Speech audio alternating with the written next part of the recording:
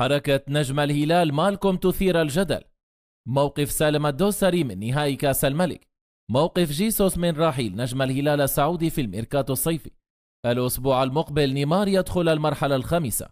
وإذا كنت من الهلال السعودي لا تنسوا الاشتراك في القناة وتفعيل زر الجرس ليصلكم أخبار الهلال فور نزولها. وهيا نبدأ الفيديو بالصلاة والسلام على رسول الله صلى الله عليه وسلم. حركة نجم الهلال مالكم تثير الجدل. تداولت وسائل التواصل الاجتماعي خلال الساعات الماضية الحركة التي صدرت من البرازيلي مالكم جناح الهلال صوب جماهير نادي الاتحاد أثناء احتفالية زميله سعود عبد الحميد بهدف الانتصار الهلالي بثنائية مقابل هدف في نصف نهائي كأس خادم الحرمين الشريفين. ووصفت الحركة التي أخذت وسما على السوشيال ميديا بغير الأخلاقية وتم تشبيهها بحركة البرتغالي كريستيانو رونالدو خلال مباراة النصر والشباب، وذلك في الجولة 22 من دور المحترفين السعودي والتي عقب بعدها الدور. وطلب مغردون بتدخل لجنة الانضباط مثل ما فعلت مع رونالدو ومعاقبة مالكم كما فعلت مع الدون. وتعتمد لجنة الانضباط في الاتحاد السعودي لكرة القدم على ما يبث من الناقل الرسمي وليس المنقول عبر هواتف المشجعين على السوشيال ميديا، لكنها في حالة رونالدو عادت وطالبت بلقطات إضافية في عربة النقل لتبني قرارها بإيقاف النجم البرتغالي يومها مباراة واحدة وتغريمه 10,000 ريال. موقف سالم الدوسري من نهائي كأس الملك. كشف ثامر الشهراني أخصائي العلاج الطبيعي موقف سالم الدوسري لاعب الهلال من المشاركة في نهائي كأس خادم الحرمين الشريفين. وكان جيسوس المدير الفني لنادي بذلك الهلال قد أعلن عن إقامة نهائي كأس خادم الحرمين الشريفين يوم 31 مايو المقبل. وحسم نادي الهلال بذلك بطاقة العبور إلى كأس الملك بعد تخطي الاتحاد ملعب مدينة الملك عبدالله الرياضية الجوهر المشع بنتيجة 2-1. ويغيب الدوسري عن الهلال بعد إصابته في مباراة العين الإماراتي بنصف نهائي دوري الأبطال، حيث أثبتت الأشعة التي خضع لها معاناته من إصابة في العضلة الخلفية وحاجته لبرنامج تأهيلي يمتد ل5 أسابيع. وأوضح الشهراني عبر السوشيال ميديا أكس أن نهائي كأس الملك حال إقامته نهاية مايو الجاري سيكون جاهزا بنسبة كبيرة للمشاركة في المباراة.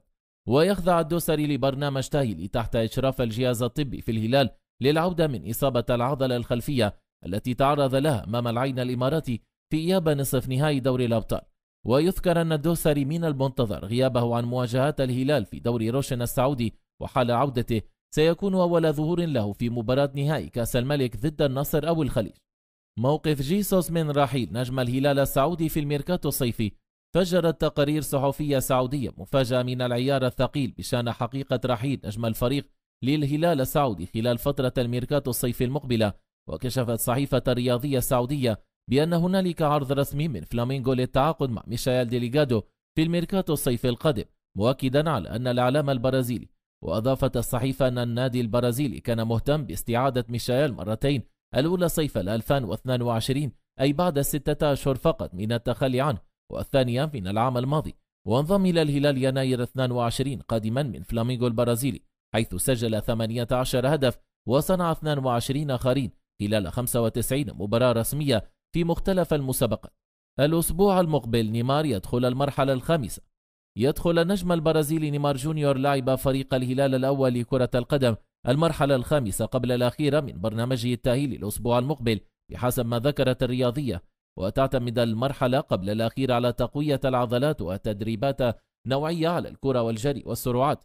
وكذلك يقضي النجم البرازيلي برنامجه التأهيلي بمقر نادي الهلال تحت إشراف مواطنه ريكاردو روزا المعد البدني والفني. وأصيب نيمار من جانبه بقطع في الرباط الصليبي الأمامي للركبة اليسرى 17 من أكتوبر الماضي، وأثناء بذلك مشاركته مع المنتخب بلاده خلال التصفيات المؤهلة إلى كأس العالم 2026 أمام الأوروغواي. ولعب نيمار 5 لقاءات مع الهلال، سجل خلالها هدفا وحيدا وأسهم في صناعة هدفين. الهلال يفقد رسميا سافيتش في نهائي كأس الملك. نجح الهلال في تخطي عقبة خصمه الاتحاد من ملعب الجوهر المشع ضمن منافسات نصف نهائي كأس الملك بنتيجة 2-1. سافيتش يغيب عن قمة الهلال في نهائي الكاس، ويفقد الهلال رغم المرور عن النهائي خدمات لاعبه السربي. وفي المواجهة المقبلة وتعرض سافيتش إلى الطرد بالبطاقة الحمراء مباشرة بعد تدخله على أحمد الغامدي لاعب الهلال في الدقيقة 42. ويعتبر سافيتش أحد أبرز اللاعبين في تشكيل الهلال منذ بداية الموسم مع المدرب جيسوس، ويواجه الزعيم الفائز من مواجهة الأربعاء اليوم حين يقابل نادي النصر خصمه والخليج في الطرف الثاني من نصف النهائي. وفشل الاتحاد في الفوز في سابع مواجهة هذا الموسم بين الهلال والعميد. بن نافل يطالب نجوم الزعيم بإيقاف احتفالات الفوز على الاتحاد. وجه فهد بن نافل رئيس مجلس إدارة شركة نادي الهلال غير الربحية طلبا مهما إلى نجوم الفريق الأول لكرة القدم بعد التأهل إلى نهائي كأس خادم الحرمين الشريفين. الهلال تأهل إلى نهائي كأس خادم الحرمين الشريفين بعد تخطي عقبة الاتحاد في المربع الذهبي وبهدفين مقابل واحد مساء الثلاثاء، حيث ينتظر الفائز من مباراة النصر والخليج. بن نافل دخل غرفة ملابس الزعيم الهلالي بعد قار العميد الاتحادي وطلب منهم إيقاف الاحتفالات على الرغم من أن الفوز جاء في ظروف صعبة للغاية وفي ظل اللعب ب10 نجوم فقط عقب طرد متوسط الميدان الصربي سيرجي ميلينكوفيتش سافيتش في الدقيقة 41. وقال رئيس الزعيم لنجومه: الهلال عمره ما يحتفل بالتأهل إلى نهائي أي مسابقة بل بالحصول على اللقب فقط. وشدد بن نافل على نجوم الهلال بضرورة إجراء عملية الاسترجاع ومن ثم تركيز على مباراتي الدوري أمام التعاون والأهلي ثم نهائي كأس خادم الحرمين الشريفين. جدير بالذكر أن الهلال توج بلقب كأس السوبر السعودي في الموسم الرياضي الحالي مع اقترابه من الحصول على دوري روشن للمحترفين، حيث من الممكن أن يكون الحسم في كلاسيكو المملكة الكبيرة أمام الأهلي يوم 6 مايو القادم. سعود عبد الحميد يفسر لقطة الكرسي المستفزة لجماهير الاتحاد. الاتحاديون اعتبروها إهانة من سعود لفريقه السابق، فماذا قال نجم الهلال؟ بابتسامته المعودة خرج سعود عبد الحميد لاعب الهلال للاعتذار من جماهير فريقه السابق الاتحاد بعد احتفاليته بهدفه القاتل في كلاسيكو. الزعيم طاح بالعميد الليلة البارحة من كأس خادم الحرمين الشريفين بعد هزيمته على أرضه بثنائية مقابل هدف وحيد ضمن نصف نهائي، رغم أن الضيوف لعبوا ب10 لاعبين منذ أواخر الشوط الأول وفي ظل طرد لاعب الوسط السربي سيرجي ميلينكوفيتش سافيتش. وعقب المباراة قال سعود في تصريحاته لقناة الساسي: الحمد لله على الفوز، الطرد أثر علينا، اضطررنا للرجوع للدفاع أكثر، لكن الحمد لله تقدمت في الهجمة ونجحت في خطف هدف الفوز.